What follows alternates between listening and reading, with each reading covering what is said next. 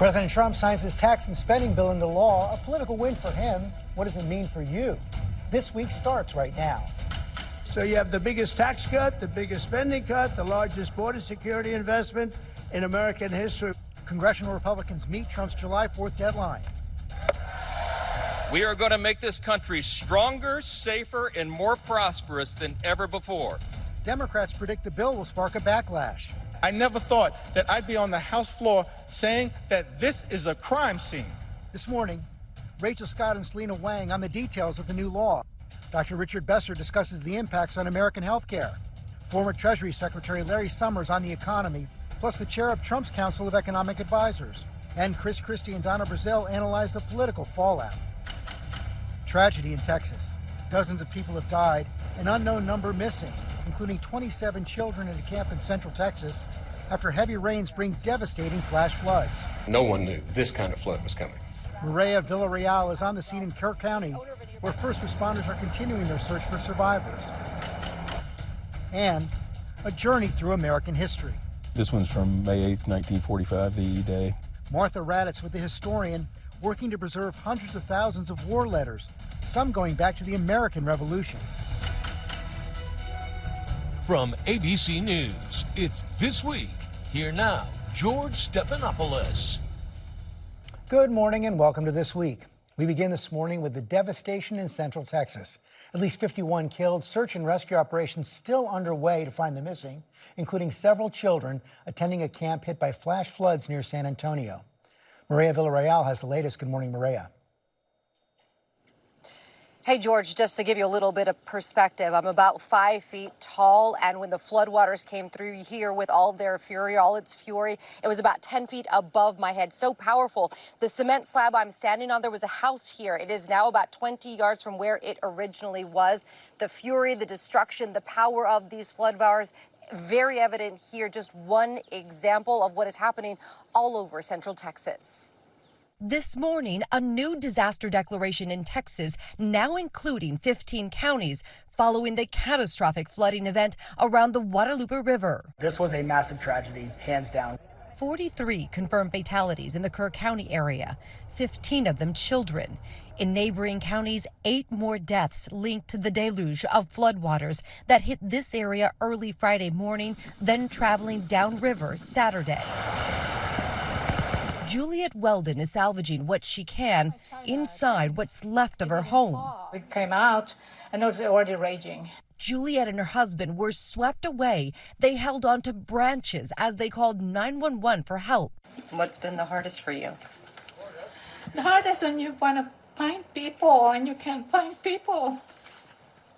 When you're calling for help and there's nobody. Where are they? Crews eventually reaching the couple, pulling them to safety. He held me on. We'll ride or die together. I will never leave my wife. More than 850 people rescued in the last 2 days. Officials now confirm 27 young campers missing from Camp Mystic. Photos showing the devastation at the campsite. The beds in the cabins covered in mud and debris. Overnight, hundreds in Houston attending a candlelight vigil for the safe return of 10-year-old Greta Toronzo, one of the missing Camp Mystic girls. Another among the reported missing, Officer Bailey Martin of the Odessa Police Department. But officials hesitate to give out any additional information on any other missing people, shifting the tone of the mission. We know we get rains, we know the river rises, but nobody saw this coming. What makes you feel like this has gone from rescue to potential recovery? Because there is a difference. We will eventually get to the recovery. My instruction to every state agency involved in this is to assume everybody who is missing is alive. And there's a need for speed because they're looking to save every last life, and we will not give up that effort. Behind me, George, you can see the Guadalupe River. It is very much so calmer than it once was 2 days ago. The water has, receded considerably. So today we will likely see more emergency crews actually on the river doing search and rescue. Also people, volunteers, crews along the riverbank trying to search those debris piles that have been left behind for any of the missing. And Mireya, we're also learning that there were significant staffing shortfalls at the National Weather Service's offices in the region.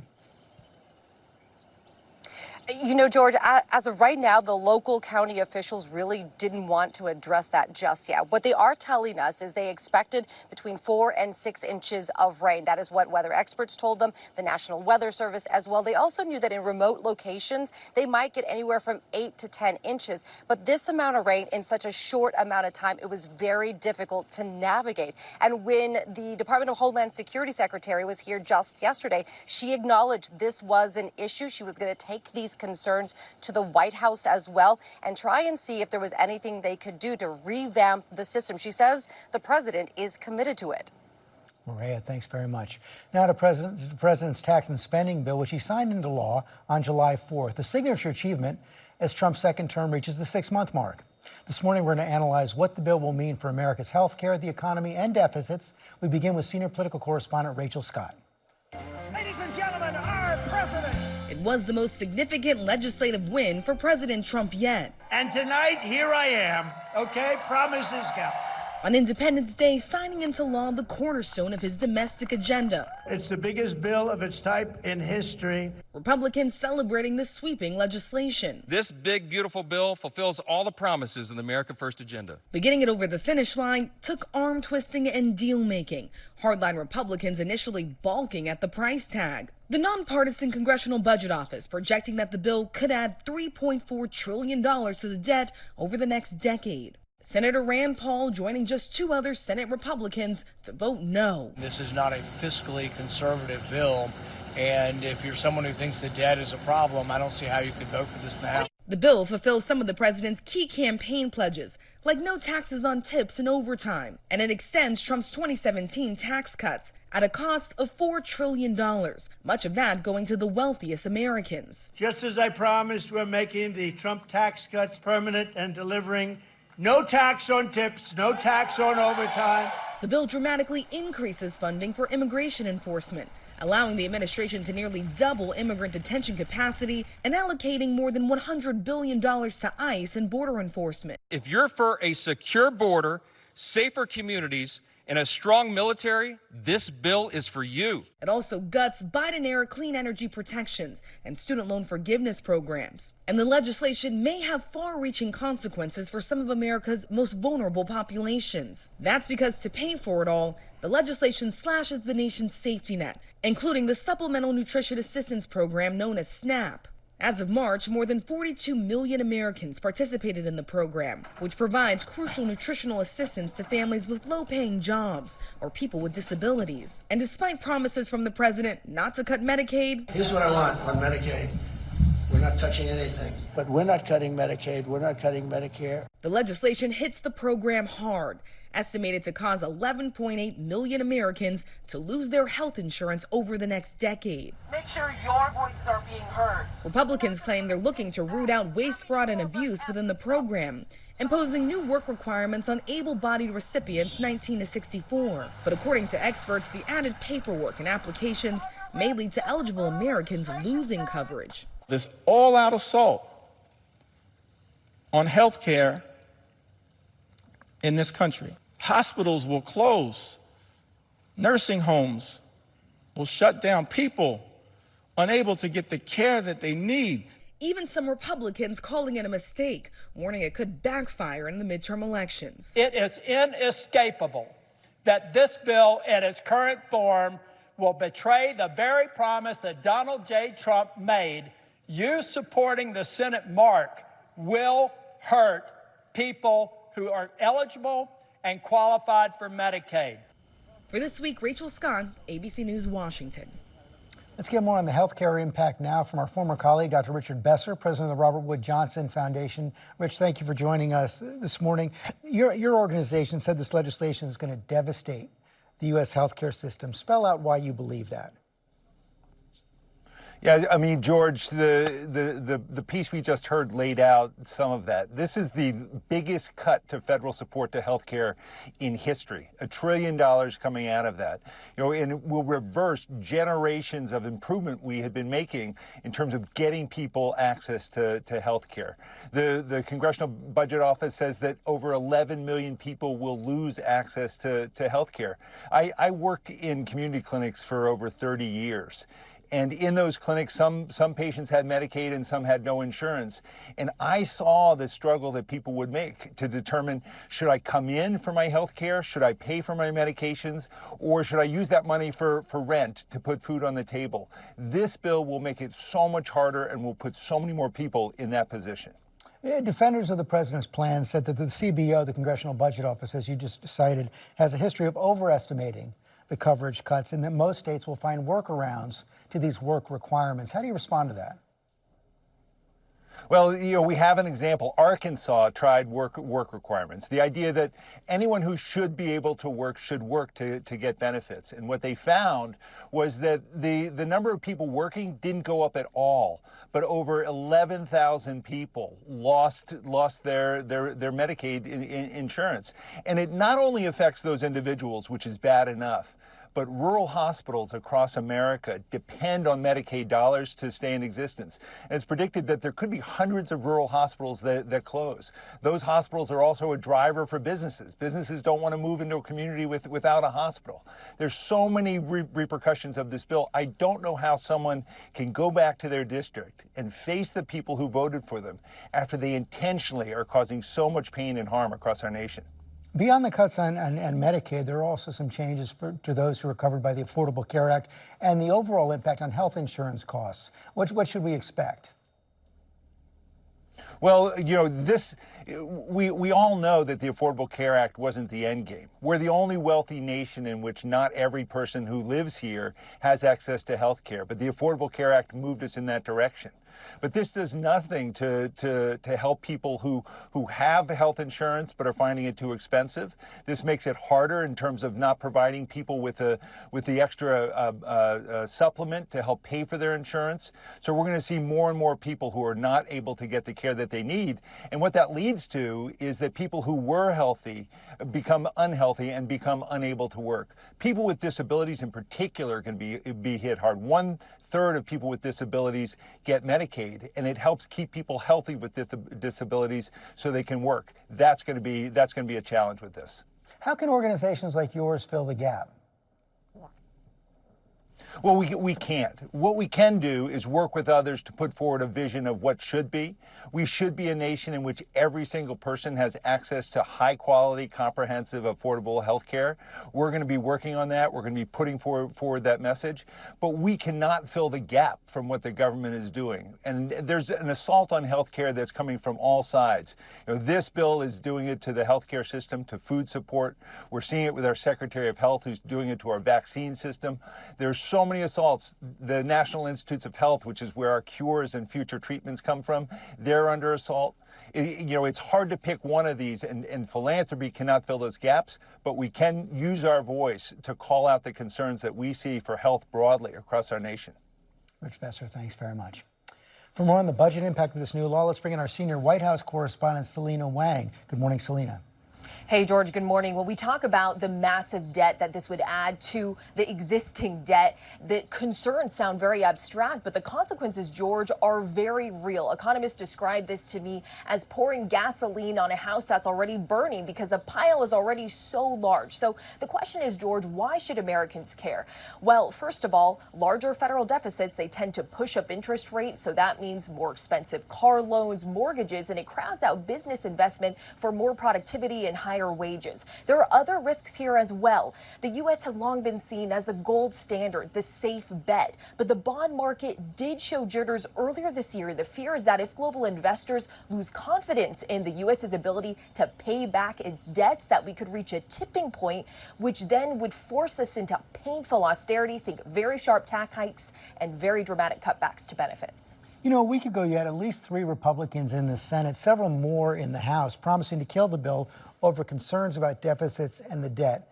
What turned them around? Yeah, George, well, this is a pattern we've seen before where the fiscal hawks publicly decry something. They say they will not back it, but then President Trump puts on the pressure and they fall in line. We know that President Trump was personally arm-twisting, cajoling, negotiating. We don't know exactly, George, what kind of assurances they got, but senior White House officials say that there were questions about implementation and interpretation, but the bottom line here, George, is that they caved without getting changes to the bill text.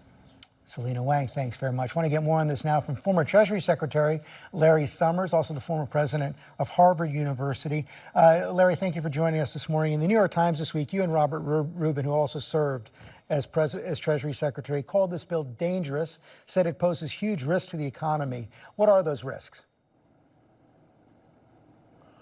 George, just to start with, what your people have been describing is the biggest cut in the American safety net in history. The Yale Budget Lab estimates that it will kill, over 10 years, 100,000 people. That is 2,000 days of death like we've seen in Texas this weekend. In my 70 years, I've never been as embarrassed for my country on July 4th. These higher interest rates, these cutbacks in subsidies to electricity, these reductions in the availability of housing, the fact that hospitals are going to have to take care of these people and pass on the costs to everybody else, and that's going to mean more inflation, more risk that the Fed has to raise interest rates and run the risk of recession, more stagflation. That's the risk facing every middle-class family in our country because of this bill. And for what? $1 million over 10 years to the top 0.1% of our population. Is that the highest priority use of federal money right now? I don't think so. This is a shameful act by our Congress and by our president that is going to set our country back.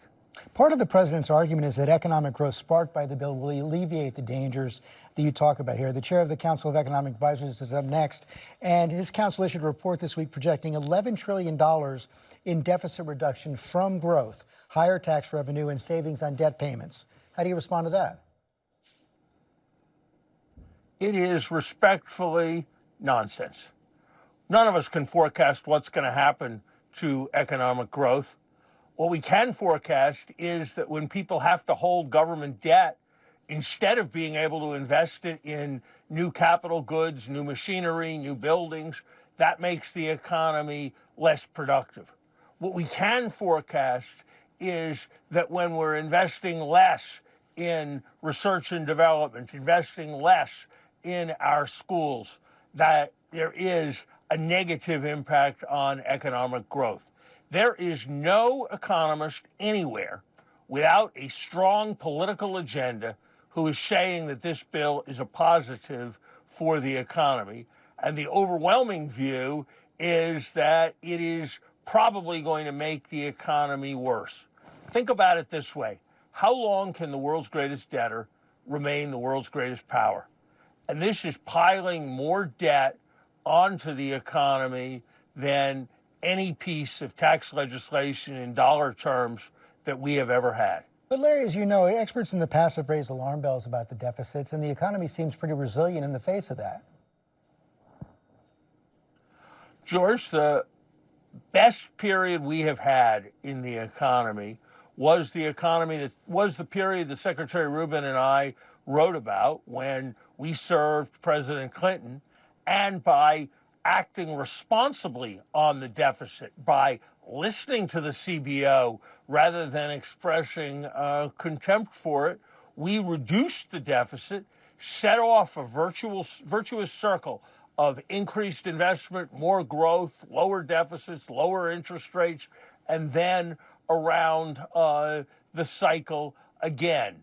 Experts warn about risks.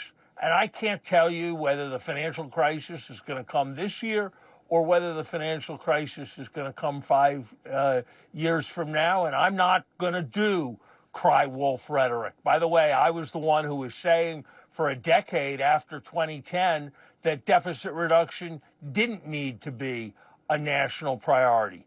But anybody who looks at the numbers sees that we've never had deficits remotely like this, or the prospect of debts remotely like this at a moment when the economy was strong and we were at peace any time in our history. This is a risk that we don't need to run. And for what? to give $1 million a year to the top 0.1%, while in effect sentencing 100,000 poor Americans to death over the next 10 years because they can't get access to necessary medical procedures, because they can't get driven to a hospital, because their family members can't get supported. This is just wrong. Look, there are lots of things, George, that you argue about, and Democrats, Republicans have different perspectives. This is that very rare instance where everybody outside of a mainstream sees something very dangerous happen. Finally, the president's team argued that tariff revenue is going to help make up some of the shortfall. What's your response? Yeah, it probably will collect some revenue at the cost of higher inflation for American consumers, less competitiveness for American producers. 60 times as many people work in industries that use steel as work in the steel industry, and every one of them is less competitive because of the president's tariffs. So higher prices, less competitiveness, and not really that much revenue relative to what's being given to the very wealthy in this bill. Larry Summers, thanks very much. Let's get a response now from Stephen Miran, the chair of the White House Council on Economic Advisors. Steve, thanks for coming in this morning. You just heard Mr. Summers right there. He starts out saying the bill is dangerous, huge risks. Thanks for having me. Look, you know, I think that there's been a lot of doom-mongering, a lot of scaremongering, and this isn't the first time, by the way. During the president's first term, lots of folks said that the president's historic tariffs on China during the first term were going to be terrible for the economy, and there was no lasting evidence of that whatsoever. There was no meaningful economic inflation, no meaningful economic slowdown. Everything was actually pretty okay in response to the tariffs last time, and thus far, again, this time we have a repeat of the same performance, whereby lots of folks predicted that it would end the world, there would be some sort of disastrous outcome. And once again, tariff revenue is pouring in. There's no sign of any economically significant inflation whatsoever, and job creation remains healthy. Job creation does remain healthy, but let's talk about the bill to begin. I want to get back to tariffs in a second. This increase in the debt, he says that every major economist who doesn't have a political agenda agrees that this is going to pose a danger to the economy because of the increased debt service payments. Yeah, I don't think that's true at all. And I think the historical record is on our side. It's the same combination of policies, tax cuts, deregulation, trade renegotiation, and energy abundance that gave us astounding economic growth in the president's first term, 2.8% until the pandemic. And that's exactly what we forecast again, very similar numbers. That was one year. No. 2017 to 2019, the annualized rate over those 3 years was 2.8%, right? Very high economic growth as a result of these same policies. And that's just a statistical fact. And so what the people who predict big deficits don't understand is that economic growth is going to soar in response to these policies. If you give massive incentives for investment, huge incentives for new factories, full expensing on new factories, full expensing on equipment, full expensing on R&D expenditures, that incentivizes more of this stuff. You're going to get more people investing in factories as a result of these tax benefits. More investment means more income means more tax revenue. And as a result, deficits go down. Why should we not believe the CBO when they say that something approaching a little more than 11 million people are going to lose their health care coverage because of the Medicaid cuts? Well, because they've been wrong in the past. When Republicans repealed the individual mandate penalty during the Tax Cuts and Jobs Act in the president's first term, CBO predicted that there was going to be about 5 million people losing their insurance by 2019. And you know what? The number was not very significantly changed at all. It was a tiny fraction of that. And so they've been wrong in the past. And look, if we didn't pass the bill, 8 to 9 million people would have lost their insurance for sure as a result of the biggest tax hike in history, creating a huge recession. The best way to make sure people are insured is to grow the economy, get them jobs, get them working, get them insurance through their employer. Creating jobs, creating a booming economy is always the best way to get people insured. On tariffs, the president's deadline is approaching for the deals. You've only seen 3 deals so far. What should we expect next? Well, I'm still optimistic that we're going to get a number of deals later this week. Part of that is because all the negotiating goes through a series of steps that lead to a culmination timed with the deadline. But it's important that countries line up to make concessions to get those deals, to convince the president that they should get lower tariff rates. And thus far, it's been happening. The president has very successfully used leverage and the threat of tariffs to get companies to grant concessions to open their markets to U.S. goods. But we've only seen an agreement with Britain. It's really just the framework of an agreement. We've seen the agreement with Vietnam. Where are the other deals? Well, as I said, I'm still expecting a number to come this week. The Vietnam deal was fantastic. It's extremely one-sided. We get to apply a significant tariff to Vietnamese exports. They're opening their markets to ours, applying zero tariff to our exports. It's a fantastic deal for Americans. So if these other deals don't come in this week, will the president be extending the deadline? Well, my expectation would be that countries that are negotiating in good faith and making the concessions that they need to get to a deal, but the deal is just not there yet because it needs more time. My expectation would be that those countries get a roll, get the date rolled. Like which countries are those? Well, I mean, I think we're seeing lots of good progress in a variety of countries. To be clear, I'm not a trade negotiator. I'm not involved in the details of these talks, but I hear good things about the talks with Europe. I hear good things about the talks with India. And so I would expect that a number of countries that are in the process of making those concessions, they might see their date rolled. For the countries that aren't making concessions, for the countries that aren't negotiating in good faith, I would expect them to see higher tariffs. But again, the president will decide. The president will decide later this week and the time following whether or not the countries are doing what it takes to get access to the American market like they've grown accustomed to. We saw new jobs numbers come in this week. As I said, the economy seems pretty resilient, but underneath the overall numbers, there does seem to be some slowdown among private sector job creation. Concerned? Well, it's not really a concern because of the huge incentives we have to unleash growth in the near future. The One Big Beautiful Bill is going to create growth on turbocharge, cutting regulations, cutting red tape so that companies can invest, build, hire when and where they want instead of spending years begging permission from Washington, going to turbocharge growth. Opening foreign markets to U.S. exports by getting concessions through trade renegotiation, going to turbocharge growth. Low energy prices, like the president is achieving, lowest gas prices since 2021 at the pump, going to turbocharge growth. And all that's to come. You say this is all going to turbocharge growth. We have seen some experience with this back in Ronald Reagan's day, back in 1981. He had huge tax cuts. The growth didn't come, and they had to end up raising taxes for several years after that. Concerned that could happen again? Well, like I said before, history's on our side. If you look at what happened in the president's first term, growth soared, and there was no real material, meaningful long-term decline in revenue. Revenue as a share of GDP was 17.1% last year, the same as it was before the Tax Cuts and Jobs Act. So you got this huge surge in growth as a result of the Tax Cuts and Jobs Act. There was no material long-term decline in revenue. Corporate revenue even went up as a share of GDP from 1.6 to 1.9%, and the growth delivered, and we expect the same thing to happen this time. Stephen Miran, thanks very much. Thank you. Up next, Christie and Donna Brazile on the political fallout from the new tax and spending law, what it can mean for next year's midterms. We're back in 2 minutes. The president wants this passed now. Are you standing in his way? Sounds like you are. What does he want passed now? He wants Senate version or the House version? He wants a bill on his desk to sign by Friday. Well, then call the Senate back in town, because it can't get passed by Friday unless the Senate's in town. Why did you change? Because we got a package that I think would have turned out better than what we would have gotten had we sent this bill back. But is that caving? Winning is caving? Well, if winning is caving, then I guess we caved. Jay O'Brien and Freedom Caucus Chair Andy Harris. And we're joined now to talk about all this with our analysts Donna Brazile and Chris Christie. And Chris, let me begin with you. The president's really on a roll right now. Last couple of weeks, victories in the courts, victories overseas with Iran and NATO, and now with Congress. Yeah, no, look, this is what happens when you have events as the president has pushed them in a way that he wanted to see it done, and you've got a very compliant majority in the Congress, as we saw on the bill that got passed this week.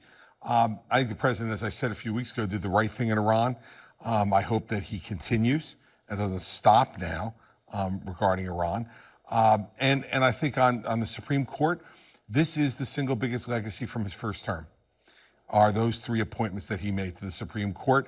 And it is making the things he wants to do in the second term possible, George. So this is a great couple of weeks for the president in terms of what he wants to accomplish. Short-term wins, I'm sure we'll get to it. Long-term concerns, though, there are real storm clouds over the horizon, I think. What are the long-term concerns? The long-term concerns are the Medicaid changes that he's put into place give the Democrats a message when they didn't have one. They've been scrambling around trying to find a message. Now they got one, and he handed it to them. and we'll see how effective it's going to be. I think it can be very effective. And secondly, you saw with the last interview you had, tariffs. Look, he's got a choice to make come July 9th. We're only 3 days away. Does he reimpose tariffs, which I think will have enormous harm to the economy, or does he look like he chickened out again? He'll hate that. And so I think he's going to try to thread the needle somehow. And you saw some of the groundwork being laid by the Council of Economic Advisors chairman. Well, if they're making progress, we'll give them some more time. The fact is, he knows his tariff policy is awful. It's awful for the economy. It's awful for America's standing in the world, George. And last point is this. You can't have it both ways. Either you're going to have to do real harm to our economy with these tariffs to get some of the revenue they're saying will reduce debt, or you have to get rid of the tariffs and you don't get the revenue either. Those are all things that are coming between now and November 26th that I think will make the president look back on a very good 2 weeks as the good old days. Chris talks about the long term. In the short term, Democrats seem completely powerless to stop President Trump. Absolutely, George. Look, when you don't control the Congress, as you well know, and you have slim majorities in both the House and, of course, in the Senate, there's no way the Democrats can come up with a different recipe when all of the ingredients are put forward by President Trump. This may be winning in the short term. If you define winning as people losing their health care, you define winning by children not being able to have a good meal at lunch. If you define winning by shortchanging the American people in terms of pollution and climate change, it's not winning in the long term. It is a short-term game for what Donald Trump campaigned on. So elections have consequences. Chris, you're absolutely right. Democrats should continue to focus on this health care. This is really going to be the belly of the beast when it comes to what this bill will do to our country. In my home state of Louisiana, 267,000 Americans will be forced off their Medicaid. Over 60% of them meet the work requirements, but 30% are in nursing homes. They're disabled. They are not able to go to work. And yet this bill makes no provision. So while it may be an incremental way in which this budget will go into effect, but long term it's going to hurt America. It's going to set us back, and it's not winning. I guess one of those questions on the midterms, Chris, is that will these cuts take hold in time? One of the things we've seen that the Medicaid cuts are delayed for a couple of years. I was just going to say that, a lot of this argument is theoretical, and we'll see whether people respond to the theoretical argument, because the fact is that most of these tax cuts, no one's going to feel, because they're just a continuation of what's in place. And you can't make the argument to people, if we hadn't done that, your taxes would have gone up. People don't feel that. So there'll be some small ones, like we see on overtime and tips, which were capped. When the president said no tax on overtime, no tax on tips, well, based upon certain amount you make a year, and capped at a certain amount, 25,000 and I think 12.5, right? So, and the cuts are theoretical because the way Congress did it was to push the cuts off to post midterms.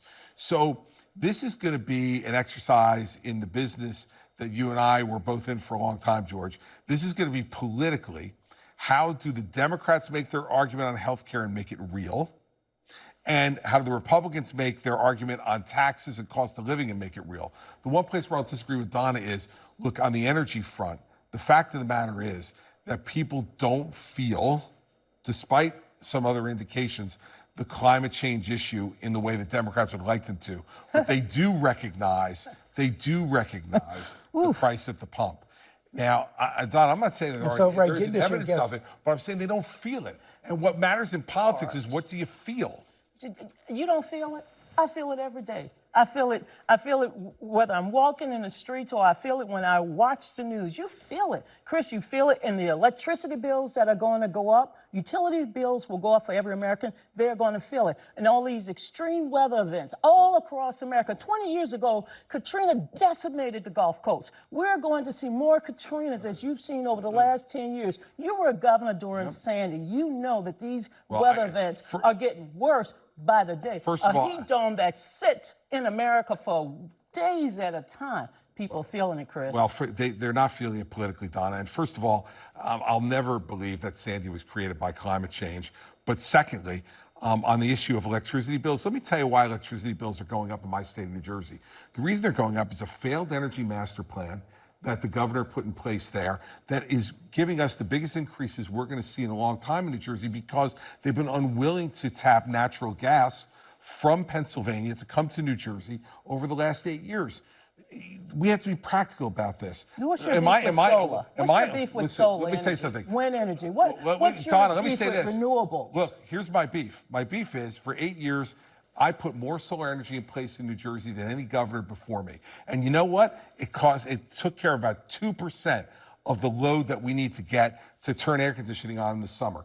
The fact is that we can continue to work on renewables, and I think we should. But they are nowhere near ready to take the capacity that America needs economically and from a social perspective to keep people safe. But this bill will set us back even on those standards. And batteries, we are going to give China just another gift with regards to renewable energy, with solar energy. This is a very important issue. But look, I also ICE.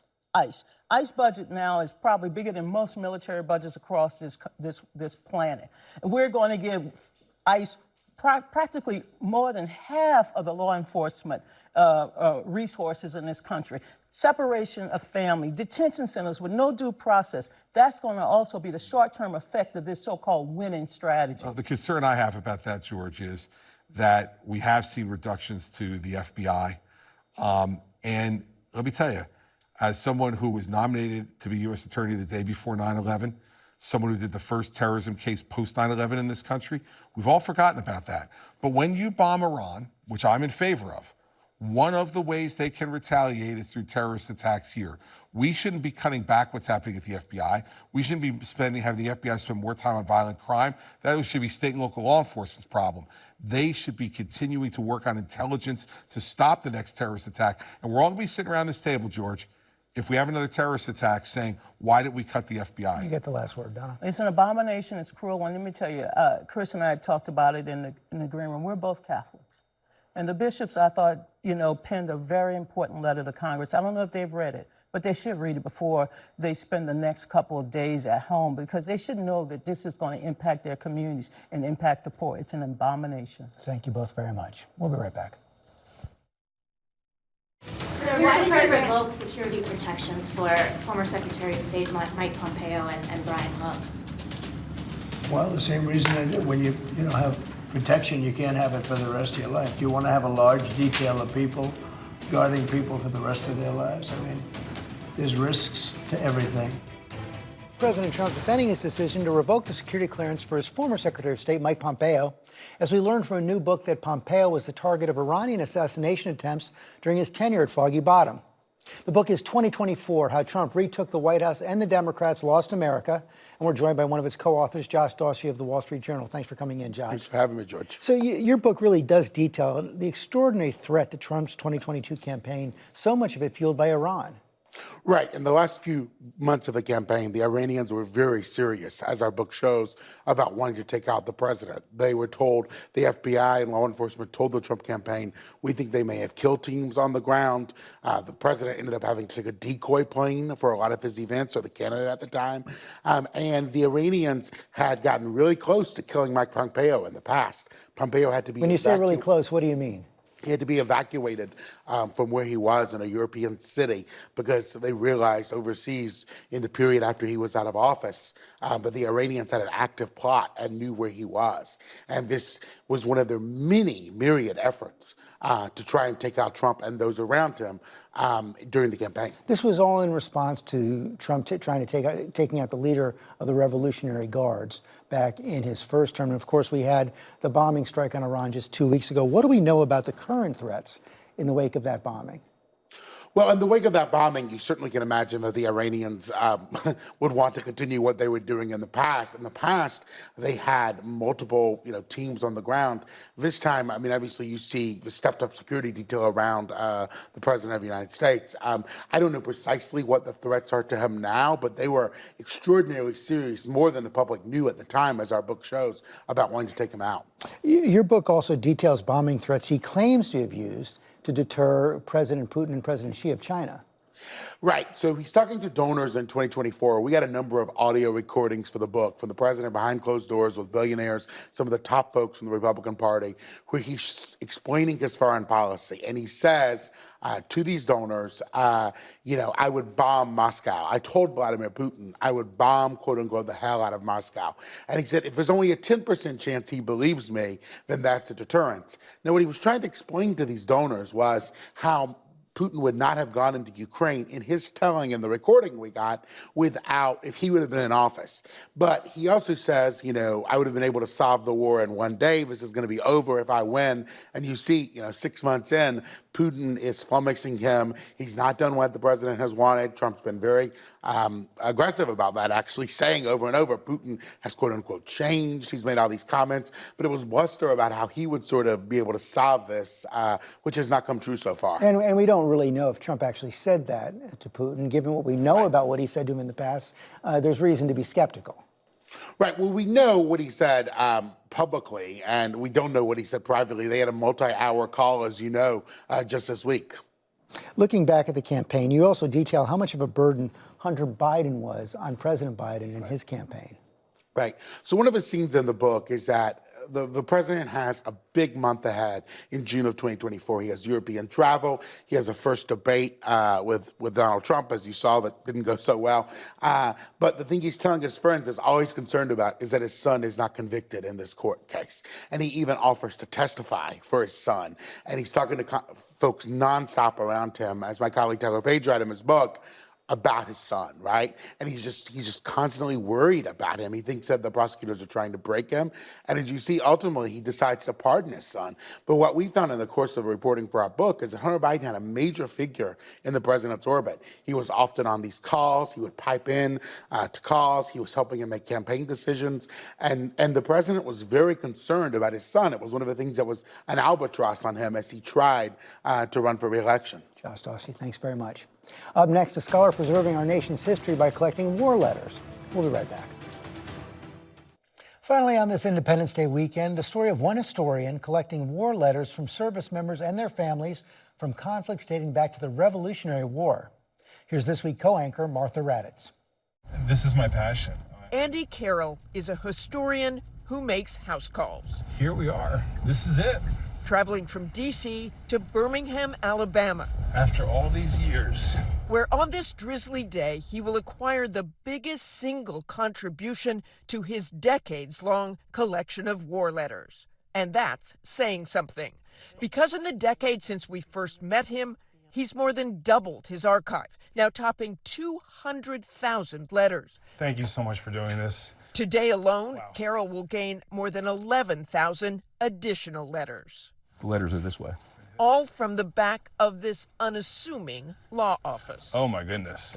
This one's from May 8th, 1945, VE Day. He said, howdy, so this is officially VE Day. The Statue of Liberty got her torch lit up again at 8 o'clock tonight. According to the radio, there is much frolicking in the big city. Owned by local history buff Max Pope. To me, this is scandalous, this dancing in the streets and kissing of servicemen and etc., while men are still being killed and maimed in the Pacific. Pope has a treasure trove of letters. This one's 3 folders. He wrote his wife every day.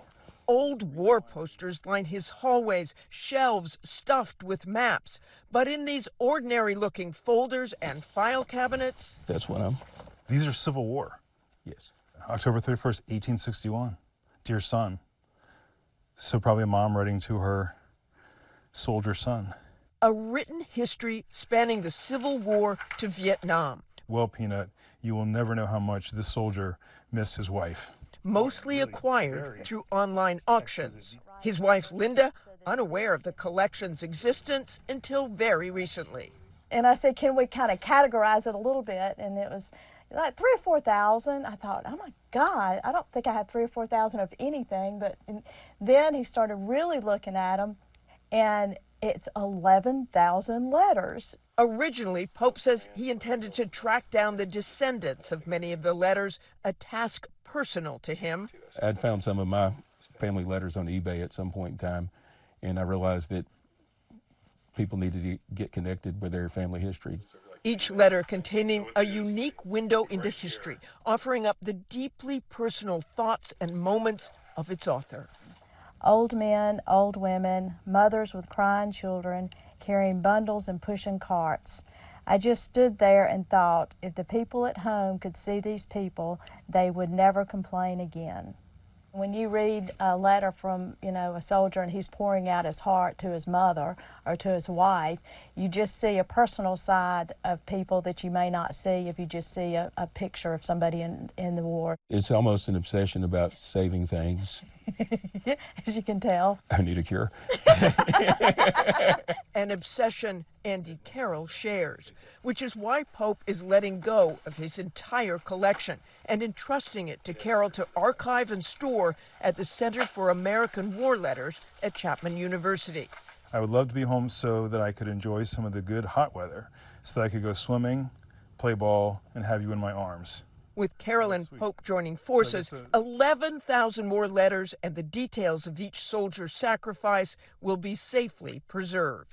Hopefully that will, open up a lot of opportunities for family members to be able to go back and know that there's a place that they can track down and look at their loved ones or their relatives' letters. And for Carroll, who has been doing this for almost 3 decades, the task of finding and sorting through these letters never grows old.